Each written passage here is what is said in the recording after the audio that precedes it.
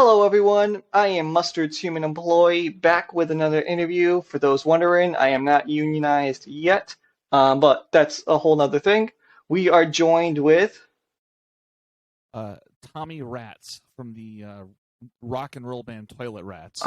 Thank you, Tommy Rats of Toilet Rats, for joining us. How are you doing today? I'm pretty good. Now the viewers might wonder why there's no video of me. The reality is it's really hard to get video down here in the sewer, so I'm gonna have to mail you a photograph Okay. to Xerox and put in this presentation. Is that okay? Yeah, that works for us. That works for us. It's really dark down here, and the cameras just don't pick much up. No, I mean, Mustard and I think that makes sense because you're in the sewers, and I assume you don't really have a lot of internet technology down there, or Wi-Fi, Wi-Fi. What internet? Well, I do have a fax machine. Oh. And so sometimes I'll fax something to kind of like Mustard has you helping out. I have some people on the surface that help me out. So sometimes I'll send them a fax, and then they'll make a Xerox if drop off documents to me, take care of some legal things for me, etc. Sweet. So, and the fax machine is the one with the numbers, right? That is correct. Okay. You dial, and then it transfers it all the way from wherever you are. The technology's a bit beyond me, but it is a miracle. It is. No, that's pretty cool. It's cutting edge. It's pretty wild what they're coming up with. Yeah. Yeah. So since you're down in the sewer and you're a musician, could you tell us more about how you came into music while being underground, being in the sewer? Sure. Well, I go on walkabouts, and sometimes I find literature, so magazines, newspaper clippings, cassette tapes, and VHS tapes, and I keep them, and I'll listen to everything I find. Sometimes it'll be some heavy metal. There's this pretty hot rockin' group called Slayer. I found their cassette, and another one called Anthrax. I found a group by some young men called DC Talk, Merle Haggard, Johnny Cash, a couple movie soundtracks. So I like it all. I listen to it all, and it all influences what I make. And based on the various pamphlets and newspapers and things that I find too, I kind of use that to. That's kind of my understanding is what's going on up there. So I like to stay informed. Now, hopefully, you guys can do something about this Ronald Reagan guy because it sounds like he's been causing a lot of problems. Yeah, Mustard and I will investigate this Reagan fellow. We've heard of him. We haven't met him in person, but we see him on the television programs. Yeah, we'll try to get him sorted. So. All your music influence comes from the literature, the cassette tapes, the soundtracks. Do you use those things to make the music, or are there instruments down there in the sewer, or do you get them from the surface from somebody? Sometimes people discard musical instruments. I've found some drums and a Casio keyboard and a couple other things in church dumpster. So I also dumpster dive at night when I come up to the surface. Oh, cool. But I got to be really careful. Rats scare people, so I am a person, but people assume I'm a rat because I crawl out of the sewer, and I'm not taking any chances. But anyway, I do find musical instruments. A long time ago, I got a keyboard from a dumpster behind Kmart. Oh, okay. Yeah. Kmart is a great place. They got Little Caesars in there, at least in Mustard's location. They got great clothing items and a whole bunch of stuff. It's really revolutionizing department stores. Nice. Yeah, I haven't been inside one, but their dumpster is always full of riches. Yeah. Mustard and I wouldn't think to go dumpster diving, but as long as you're safe and you're able to find those treasures, and you said that people assume that you're a rat. Dude. Well, I've that's my guess. I am projecting a bit, but I try to go undetected. But there's been a time or two I've come up to the surface, and people see me climbing out of the sewer and they scream and run away. Well, so that's not very nice of those humans to do that. Well, what can you do? That's true. Do you mind if I enjoy a soda pop? Go for it. All right, hold on a second. Muskrat and I want everybody to be as relaxed as possible and as comfortable as possible.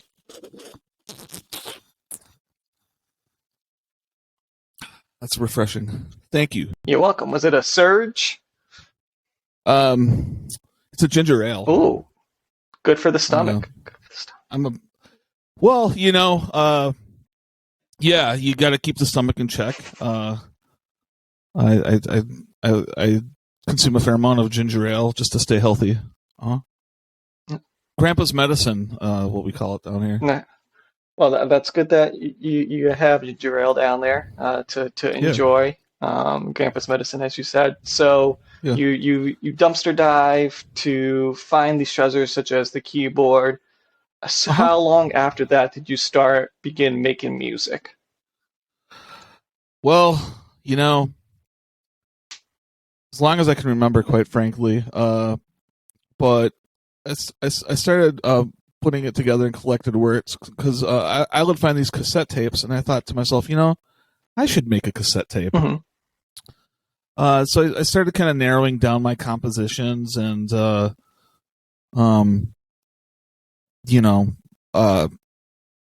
mailed some out. I mailed out some, what you call a demo tape. My understanding of the process is you record a demo tape and then you mail your demo tapes to the record executives. That's my understanding of how it works. That's what I read in a magazine that I found here. So I mailed my demo tapes out. Didn't hear back from too many places, but I kept trying. And, I made a few demo tapes. Finally got onto my fourth demo tape, and I mailed it to a fellow in Ohio, who goes by the name of Matt, and he's he puts out vinyl records and cassette tapes, so he's definitely on the cutting edge and someone I want to work with. And he liked my tape. He said, "Hey, can I put out a mass-produced version of your demo tape?" I said, "Yeah." And he said, "Well, what's it called?" And I'm like, "Well, it's my fourth demo tape, so let's just call it Toilet Rats 4."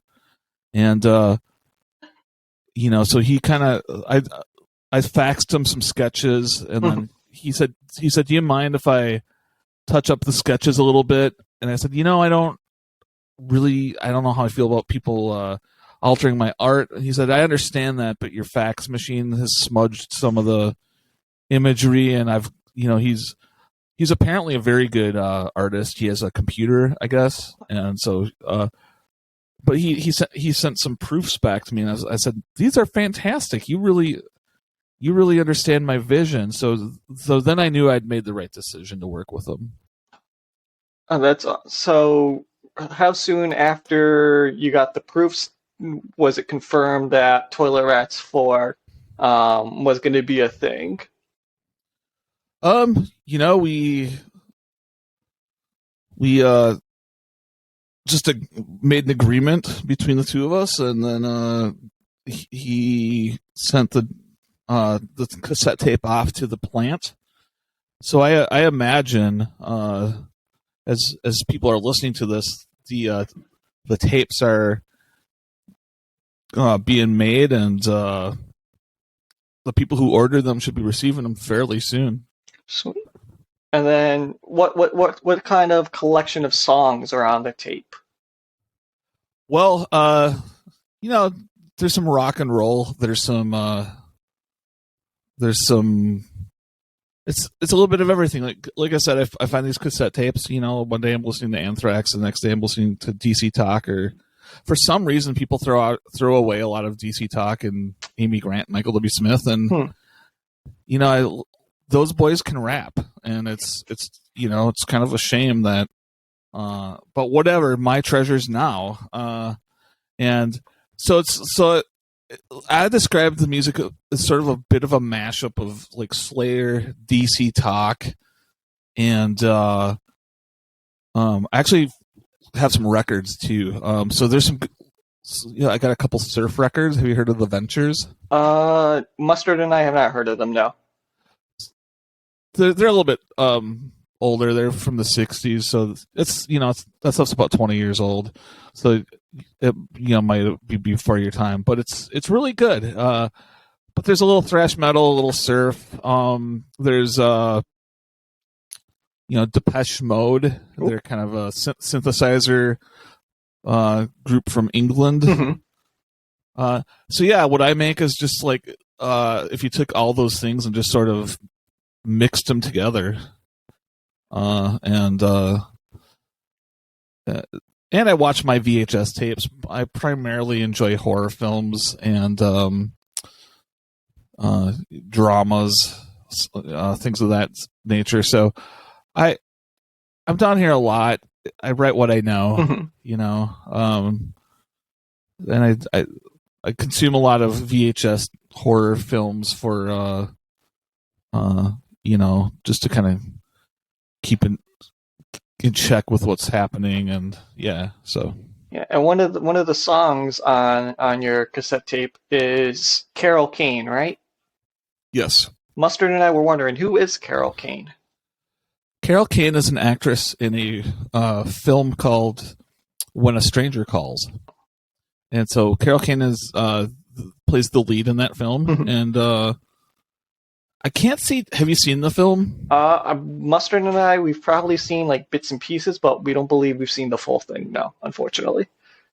Well, I don't want to give any spoilers away, but let's just say there's a scary man calling Carol Kane's character, and that's all I can really say without giving away the plot. But it's a good one. It's a good I'd say it's a good entry level horror movie.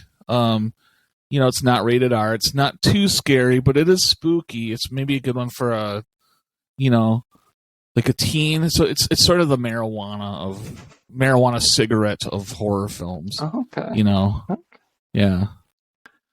Okay. It's just a puff of a doobie of a horror film. Okay, so yeah, We're not hitting the hard stuff yet. no, we're not jumping right into it. So, without giving it away, if we had to, would it be somebody like a telemarketer? We're kind of thinking out loud now, like maybe like a telemarketer or like an insurance agent. Is that any of those type of people calling without spoiling? I'd say it's just more of a very creepy man. Oof. Yeah. We try to stay away from those. All right, so Not a fan of them. no, Mustard and I aren't either. So Carol Kane is on there. We believe you sent us. You allowed you're the Matt who has the computer allowed us a little preview of what's on the cassette, and one of the songs on there that stuck out to us was about this creature called Loch Ness. Oh, Loch Ness, yeah. So the song's called Nessie, and it's basically in Scotland. There's this giant lizard who lives in the lake, or they would call it a loch over there, Mm-hmm. and basically, everyone's trying to take photos of Nessie. Everyone's basically the paparazzi on this poor beast, and my take on the situation, there's a line in there that says, "Who's the monsters, the man or the beast?" Mm. Because Nessie's elusive. Nessie's quiet. Nessie kind of keeps to herself, and it's just sort of, hey, leave that lizard alone. That lizard's not hurting anyone. That lizard doesn't want to be bothered. Who's the monster, the man or the beast? That's a good quote. It's philosophical. It's a deeply philosophical number. It is. Well, Mustard and I are wondering that too, about who. Yeah, Mustard. We would feel like the man would be the monster then, because they're invading Nessie's home and territory just for a photo. Yeah, I didn't want to completely spell it out to the listener because I wanted the listener to look in the mirror and ask the question. But it's posed in a way that it's gonna hopefully cause some deep reflection and maybe some personal responsibility and change on part of the listener. We hope so, because you got Mustard and I thinking about it now, and our part, especially as like a human non-unionized intern. We got to do better. So Nessie is one of the tracks on there, and you've described it as like a collection of a little bit of everything. As would you say it's like a smorgasbord of sound? Yeah, it's a smorgasbord of sound, a cornucopia of tones, maybe even a garden of sound. Ooh. You like I said, you got the heavy metal in one section, kind of like in a real garden. You might have the carrots where the heavy metal is, and then you got the rap, the beats. There's some dance. There's some dance music mixed in there. There's even one song that's got kind of a disco guitar part. Yeah. Oh, that sounds. For those of you watching this, make sure you go out and listen to this. You could pause the chat even and go listen now, or in the future if you're watching this, go and listen to it now, because it sounds like it has everything. It does. It wasn't so much a deliberate attempt. It's more of just I have sort of limitations down here, and I have access to a smaller collection of things, and so therefore they all just sort of show up in my art in one way or another, whether in concept or whatnot. I like to dance, so sometimes I throw a dancey beat on a song. Do you have dance parties down in the sewer? Yes. In fact, if you ever find yourself in Minneapolis, I'd be happy to throw a dance party for you and Mustard. Oh, we would appreciate that. That's so nice of you. Yes. Thank you. Yes, of course. So there's dance, there's heavy metal, there's rap, so humans that are listening to this and they are watching this, they'll have to use a computer of some sort to listen to Toilet Rats 4, right?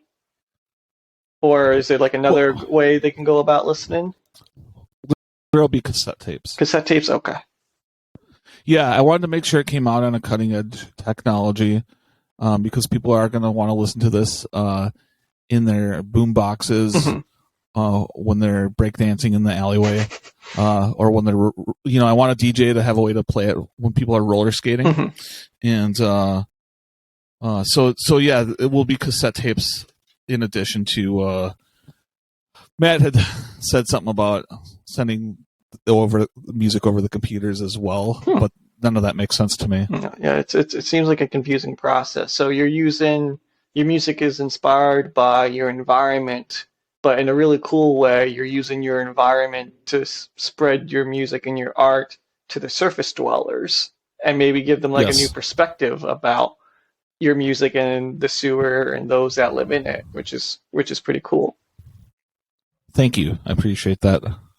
And then, so cassette tapes, you mentioned like a boombox. Will a listener need to like purchase an automobile? Actually, no, they shouldn't need to purchase an automobile because you mentioned boombox. Well, my understanding is a lot of automobiles now come with cassette players in them. Oh, okay. So, yeah, I mean, there'll be a few different options for listening to the cassette. And would you say listening through the cassette would be like the most authentic way to appreciate the music? I would think so, because cassettes that I find tend to really inspire me. So my thinking was that if I made a cassette myself, I could inspire others. That's us. And my greatest hope is someone would listen to my cassette, and then they too would want to make their own cassette. That would be really cool if that happens. We hope that it does happen, and that you do inspire that for a human or creature like Nessie, who's just trying to live at peace, to be inspired to make art of their own. Yes. Yes, I find art to be beautiful and something that we can share. Definitely, yeah. Mustard and I agree. That's part of the reason why we started Music Shelf and why we're talking, because they appreciate arts of all kinds, and they're grateful to be talking to you about your art. And we were able to figure out the technology issue between the sewer and where we are. So, we think that's pretty cool. The viewers won't know this, but there was some trial and error. Mm-hmm. First, we had tried sending messages back and forth, where I would write some things on a piece of paper and put them in a soda bottle, and then throw that up to the surface. But it got really confusing quickly. Then we were trying to do some stuff with the fax machine. Mm-hmm. That was challenging. But we got it figured out, and here we are. Yes. And Mustard and I are grateful and appreciative of that, and we're excited to be talking to you about Toilet Rats 4. Do you have like a selling pitch as to why a human should go listen to it right now? Or like, what would be like your mission statement about Toilet Rats 4, your fourth mixtape? Well, I've been told that you should always have an elevator pitch. Mm-hmm. And so mine is this. Here we go. Ready? Mm-hmm. Toilet Rats 4. Hey, it's a great album. That's my elevator pitch. We're sold, and we hope everybody listening to this is sold as well. Yeah, and I don't want to give too much away in the elevator pitch, because someone might be like, "Well, why is it a great album?" But I kind of want some mystery. Yeah. Someone says, "Hey, Toilet Rats 4, it's a great album." I'm gonna think, Toilet Rats 4, huh? I think I better listen to that. Yeah, because it's making us curious about the other three versions as well, and the mystery of those. It kind of feels like you set up like a Hardy Boys type of mystery. Yeah, or a Choose Your Own Adventure even. Yeah, I find both Hardy Boys and Choose Your Own Adventure books down in the sewer. Oh. And I've read them all. That's good. They're great, and we're glad that so much ends up down in the sewer, even though it's somebody else's trash is another person's treasure, another human's treasure. So that's really cool. Yeah. Now I wouldn't just outright tell someone, "Hey, if you don't want something, just throw it in the sewer," mm-hmm. because that's littering. That's true. But I am happy to find what others no longer want. That's true. So, Toilet Rats 4 is it out now, or it's going to be out? Well, there's a couple songs that are on the computer system. I'm not sure how that works. The cassette tape will be out pretty soon, and the whole album comes out March 3rd. Okay. But there's a couple sneak peek songs that people can enjoy now. So, if you're a human with a computer, do you know of the World Wide Web internet address where they can go and find that? Did Matt give you that information at all? He wrote it down. Let me get this piece of paper out. Okay. 1 second.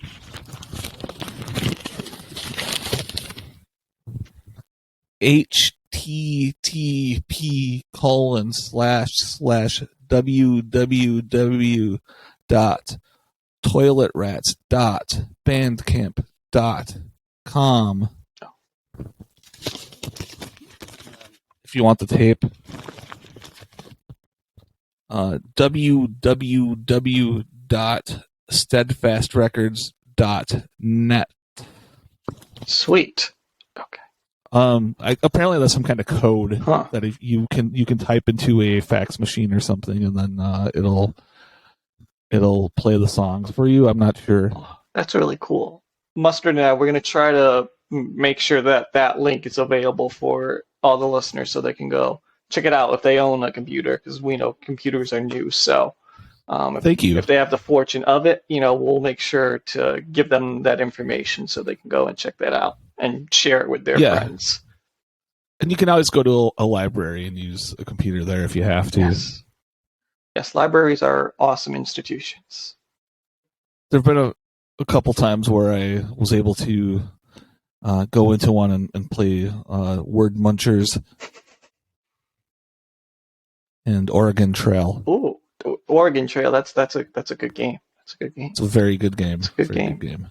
Takes you on a nice journey. Yes. And speaking of journey, we've kind of gone on a journey ourselves, from learning more about how you operate and your newest mixtape, your newest album, Toilet Rats 4. Do you have any final words that you would like to share? Be nice to one another. It's times are tough right now. This Ronald Reagan character is driving up the prices. I know people are worried about Gorbachev and his submarines. It's